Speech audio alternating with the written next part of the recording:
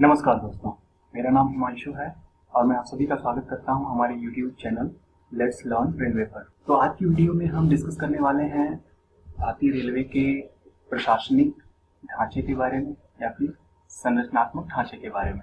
ये वीडियो बहुत ही इम्पोर्टेंट और बहुत ही इंफॉर्मेटिव होने वाला है दोस्तों, इसलिए आप अंत तक हमारे साथ बने रहें, आपको बहुत कुछ जानने को मिलेगा। तो आइए शुरू करते हैं। सबसे पहले हम शुरू करेंगे भारतीय रेलवे के लघु इतिहास से।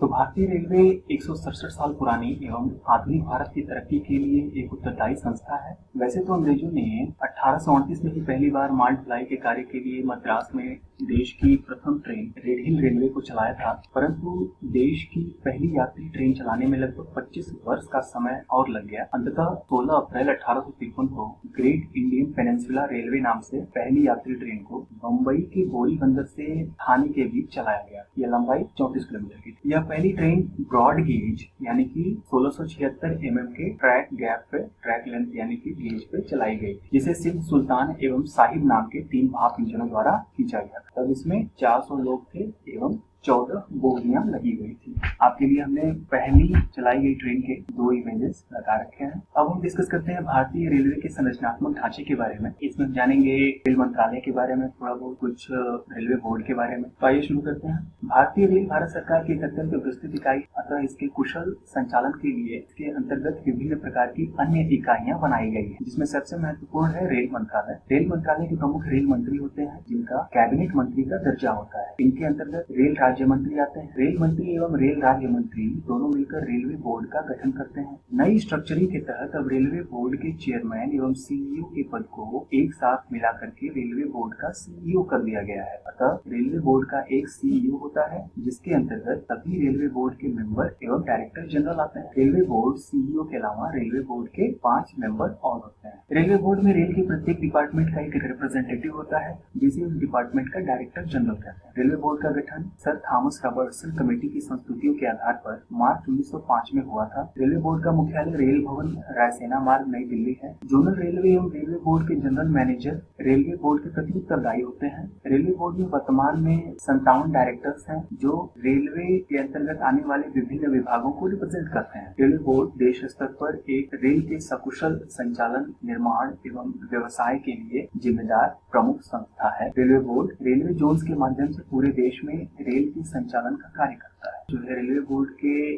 अंतर्गत रेलवे जोन आते हैं, तो हमारे देश में टोटल 18 रेलवे के जोन्स हैं, जिसमें से क्षेत्रफल के मामले में सबसे बड़ा रेलवे जोन जो है वो नॉर्दर्न रेलवे NR है, जिसका हेडक्वार्टर दिल्ली में। तो सारे रेलवे बोर्ड भारतीय रेलवे के हमने इस स्लाइड में रखे हुए हैं, जिसको आप स्क्रीन पॉज करके देख सकते हैं। अब रेलवे जोन्स के अंतर्गत रेल संचालन को प्रॉपर तरीके से मैनेज करने के लिए डिविजन्स बनाए गए हैं। हर एक जोन के अंतर्गत एक या एक से अधिक डिविजन्स हैं, जो कि अपने क्षेत्रीय स्तर पर रेल के सकुशल संचालन का कार्य करते हैं। तो यहाँ पे हम इस स्क्रीन के माध्यम से रेलवे के जोन, उनके कोड और उनका हेडक्वार्टर और उनके अंतर्गत आने वाले डिविजन्स का पूरा ब्यौरा दिया हुआ है। आप स्क्रीन पॉज करके और ये चीजें सारी देख सकते हैं। जैसा हमने बताया था कि नॉर्दर्न रेलवे जो भारतीय रेलवे का क्षेत्रफल के मामले में सबसे बड़ा जोन है, उसका हेडक्वार्टर दिल्ली में है, उसका कोड NR है एवं उसके अंतर्गत दिल्ली, अंबाला, फिरोजपुर, लखनऊ NR एवं मुरादाबाद डिविजन्स आते हैं। अब हम डिस्कस करेंगे जो डिविजन्स होते हैं, एक जोन के अंतर्गत जितने भी डिविजन्स होते हैं, तो उन डिविजन्स के अंतर्गत प्रशासनिक संरचना कैसी होती है, क्योंकि डिविजन्स ही जो है उत्तरदायी होते हैं क्षेत्रीय स्तर पर ट्रेन के सकुशल संचालन के लिए। अतः डिविजन्स में उनका एक प्रमुख होता है, जिसे हम DRM कहते हैं, यानी डिविजनल रेलवे मैनेजर। DRM के अंतर्गत ADRM आता है, असिस्टेंट DRM। उसके अंतर्गत जितने भी रेलवे के डिपार्टमेंट्स होते हैं उसके रिप्रेजेंटेटिव आते हैं, उसके हायर ऑफिशियल्स होते हैं। तो इस स्लाइड के माध्यम से हमने DRM के अंतर्गत आने वाले विभिन्न डिपार्टमेंट्स के हेड और उनके डेजिग्नेशन यानी पद की एब्रिविएशन और उनका जो भी रोल है कंसर्न डिपार्टमेंट से संबंधित, वो हमने दिया हुआ है। इसमें से कुछ हम आपको बताएंगे। जैसे पर्सनल डिपार्टमेंट है, पर्सनल डिपार्टमेंट का हेड होता है सीनियर DPO यानी कि सीनियर डिविजनल पर्सनल ऑफिसर। इसकी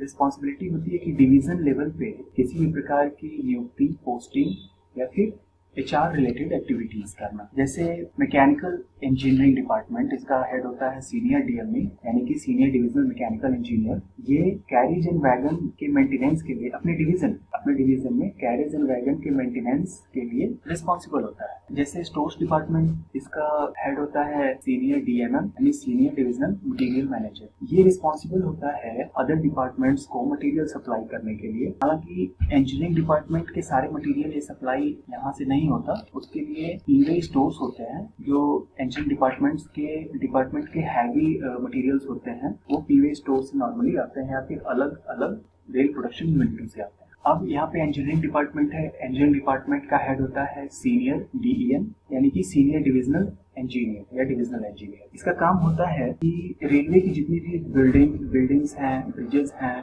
रेलवे के अंतर्गत आने वाले जो रोड्स हैं, रेल की खुद की जो वाटर सप्लाई होती है उसको मेंटेन करना, और सबसे बड़ा इसका काम होता है रेलवे ट्रैक को मेंटेन करना, जिसे पीवे कहते हैं। एग्जांपल के लिए मैंने दोस्तों यहाँ पे वाराणसी डिवीजन का एक ऑर्गेनाइजेशनल चार्ट हमने लगा रखा है। इसके अंतर्गत आप देख रहे होंगे कि जो हेड है वो DRM है, उनके अंतर्गत ADRM आते हैं, और इन दोनों के अंतर्गत बाकी सारे डिविजन्स के रिप्रेजेंटेटिव आते हैं। जैसे कि अगर इंजीनियरिंग डिपार्टमेंट का हम एग्जांपल लें तो इंजीनियरिंग डिपार्टमेंट में सीनियर DN कोऑर्डिनेशन यानी कि समन्वयक आते हैं, उनके अंतर्गत DEN आते हैं, क्योंकि सब डिविजन्स बनारस डिवीजन के अंतर्गत कई सारे सब डिविजन्स हैं, तो उन सब डिविजन्स के हेड जो होते हैं उनको सीनियर DEN कहते हैं। तो अलग अलग सब डिविजन्स के हेड हैं, जैसे senior DEN1, senior DEN2, senior DEN3, DEN general.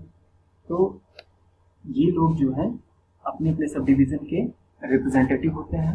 अब एक DEN के अंतर्गत जो है ADEN आते हैं यानी सहायक मंडल इंजीनियर, और सहायक मंडल इंजीनियर जो है वो मैनेजमेंट लेवल पे सबसे निचले स्तर पर होते हैं, और ये रेल की यानी ट्रैक की सुरक्षा, संरक्षा एवं इंजीनियरिंग डिपार्टमेंट में आने वाले कार्यों के प्रति डायरेक्ट रिस्पॉन्सिबल होते हैं। अब यहाँ पे हमने समेकित रूप से भारतीय रेलवे के ऑर्गेनाइजेशनल स्ट्रक्चर के बारे में एक स्लाइड लगा रखी है, जिसमें हम देख सकते हैं कि भारतीय रेलवे में सबसे पहले तो मिनिस्टर ऑफ रेलवे होता है, उसके अंतर्गत मिनिस्टर ऑफ स्टेट रेलवे, फिर वो दोनों मिलकर के रेलवे बोर्ड का गठन करते हैं, जिस CEO होते हैं रेलवे बोर्ड के, जिसको हम चेयरमैन भी कहते हैं। और इनके अलावा रेलवे बोर्ड के मेंबर्स होते हैं अलग अलग डिपार्टमेंट्स के हेड रिप्रेजेंटेटिव, जिनको हम कह सकते हैं, जैसे कि member traffic, member staff, member engineering, member traction, member rolling stock and financial commissioner etc। सो अब रेलवे बोर्ड के अंतर्गत जोन्स आते हैं, तो ओपन लाइन जोन्स में जैसे कि अदर जितने भी हमने जोन्स आपको पिछली स्लाइड में दिखाया कि east central railway, east coast railway, northern railway, north central railway, तो ये सारे जोन्स होते हैं। जोन्स के अलावा रेल्स की कुछ प्रोडक्शन यूनिट्स भी होती हैं, जैसे Chittaranjan locomotive works, diesel locomotive work Varanasi, integral coach factory Chennai, rail coach factory Kapurthala, rail wheel factory Yelahanka and modern coach factory Raebareli. So ये सारे इनके प्रोडक्शन यूनिट हैं। इसके अलावा भी कुछ यूनिट हैं, जैसे कि RDSO, research design and standard organisation, जो कि लखनऊ पड़ता है। ये भारतीय रेलवे के जरूरी सामानों को बनाता है और ये डिसाइड करता है कि भारतीय रेलवे में प्रयुक्त होने वाले जो सामान हैं उनका स्टैंडर्ड क्या होगा, उनकी क्वालिटी क्या होगी, ये सब डिसाइड करना RDSO का काम है। फिर इसके अलावा कुछ सेंट्रल पब्लिक सेक्टर एंटरप्राइजेस भी होते हैं, CPSC, जिसमें कि करीब 51% हिस्सेदारी स्टैक भारतीय रेलवे का होता है, और कम से कम 51%, और बाकी जो है अदर प्राइवेट प्लेयर्स का होता है, जैसे कि BCL, BSCL, BWL, कॉन्कर हो गया, DFCCIL हो गया, एयरकॉन हो गया, IRCTC हो गया, IRFC हो गया, KMRCL हो गया, KRCL हो गया, MRPC हो गया, RCIL हो गया, राइट्स हो गया, RVNL हो गया। और इसके अलावा कुछ ऑटोनोमस बॉडीज होती हैं जो कि अदर कामों के लिए आती हैं, जैसे कि क्रिस है, CRIS, जो कि रेल की टेक्निकल सिक्योरिटी एंड सपोर्ट के लिए होता है। अब इसके अंतर्गत जो है मेट्रो रेल्स भी आती हैं, जैसे कोलकाता मेट्रो रेल भी रेलवे बोर्ड के अंतर्गत ही आती है। दोस्तों, अब तक हमने देखा कि रेलवे बोर्ड के अंतर्गत रेलवे के जोन्स आते हैं, जोन्स के अंतर्गत उनके डिवीजन्स होते हैं। डिवीजन का हेड होता है डीआरएम, और उसके अंतर्गत बहुत सारी प्रशासनिक यूनिट जैसे कि रेलवे के डिफरेंट डिपार्टमेंट्स आते हैं। तो यहाँ पे हम बात करेंगे इंजीनियरिंग डिपार्टमेंट के बारे में। इंजीनियरिंग डिपार्टमेंट का क्रम अगर हम देखें तो डीआरएम के अंतर्गत हमने देखा था सीनियर डीईएन कोऑर्डिनेशन आते हैं, समन्वयक। उनके अंतर्गत क्षेत्रीय स्तर के जो सब डिविजन्स होते हैं उनके हेड यानी सीनियर डीईएन 1, 2, 3 आते हैं। अब सीनियर डीईएन के अंतर्गत उस पर्टिकुलर क्षेत्रीय सब डिवीजन में एडीईएन आते हैं, यानी सहायक मंडल इंजीनियर। सहायक मंडल इंजीनियर अपने सब डिवीजन या फिर डिवीजन में ट्रैक और रेल से संबंधित जितनी भी निर्माण इकाइयां हैं उनके सुरक्षा, संरक्षा एवं मेंटेनेंस के लिए डायरेक्ट रिस्पॉन्सिबल होते हैं। अब सहायक मंडल इंजीनियर के अंतर्गत सहायक मंडल इंजीनियर तक जो है रेलवे का मैनेजमेंट कैडर आता है, प्रशासनिक स्तर आता है। उसके बाद से वर्किंग यूनिट आती है, ये स्टार्ट होती है एसएससी से। तो एक सहायक मंडल इंजीनियर के अंतर्गत जो है एसएससी आते हैं, जो कि सब डिवीजन का पर्टिकुलर हेड होते हैं। अब एसएससी के अंतर्गत जेई होते हैं, और जो पीवे यानी जो इंजीनियरिंग डिपार्टमेंट है, इंजीनियरिंग डिपार्टमेंट के अंदर जो पीवे है, तो उनके जो एसएससी होते हैं उनको पीडब्ल्यूआई बोलते हैं, यानी कि पीवे इंस्पेक्टर। तो पीवे इंस्पेक्टर मतलब कि जो पीवे यानी कि जो परमानेंट वे है, जो ट्रैक है, उसका निरीक्षण करने वाला। तो यहाँ हम देख रहे हैं कि ट्रॉली पे बैठ करके पीडब्ल्यूआई निरीक्षण कर रहे हैं रेल ट्रैक का। अब एक पीडब्ल्यूआई के अंतर्गत जो है एक सेक्शन आता है, उस सेक्शन में डिफरेंट छोटे छोटे सेक्शंस भी हो सकते हैं। तो जो छोटे सेक्शंस होते हैं उनके हेड होते हैं जेई, जूनियर पीडब्ल्यूआई होते हैं, यानी जो जेई होते हैं, जूनियर इंजीनियर। अब एक जूनियर इंजीनियर के अंतर्गत जो है एक या एक से अधिक स्टेशन आ सकते हैं। अब जो स्टेशन आते हैं एक जूनियर पीडब्ल्यूआई यानी जेई के अंतर्गत, उन स्टेशन पे जो इंजीनियरिंग की सबसे बेसिक यूनिट होती है इंजीनियरिंग डिपार्टमेंट की, यानी कि गैंग, यही रिस्पॉन्सिबल होती है। एक गैंग ही रिस्पॉन्सिबल होती है पीवे की सुरक्षा, संरक्षा, मेंटेनेंस, हर एक चीज के लिए। क्योंकि सबसे बेसिक स्तर पर जो ट्रैक मेंटेनेंस का कार्य होता है गैंग करती है, एवं गैंग के आदमी यानी गैंगमैन करते हैं। अब एक गैंग का प्रमुख होता है एक मेट, और वही मेट रिस्पॉन्सिबल होता है अपनी टीम यानी कि गैंग के संचालन का। उनको किस तरीके से काम पे लगाना है, उनके साथ रह करके जो ट्रैक मेंटेनेंस का काम है उसको कैसे एग्जीक्यूट कराना है, ये काम होता है गैंग हेड यानी कि मेट का। तो आप देख सकते हैं कि यहाँ पे अलग अलग चित्रों में गैंगमैन पीले कपड़ों में काम करते हुए आपको दिख रहे होंगे। दोस्तों, अब एक बहुत ही महत्वपूर्ण चीज के बारे में हम लोग जानेंगे। इंडियन रेलवे में रिक्रूटमेंट प्रोसेस क्या होता है।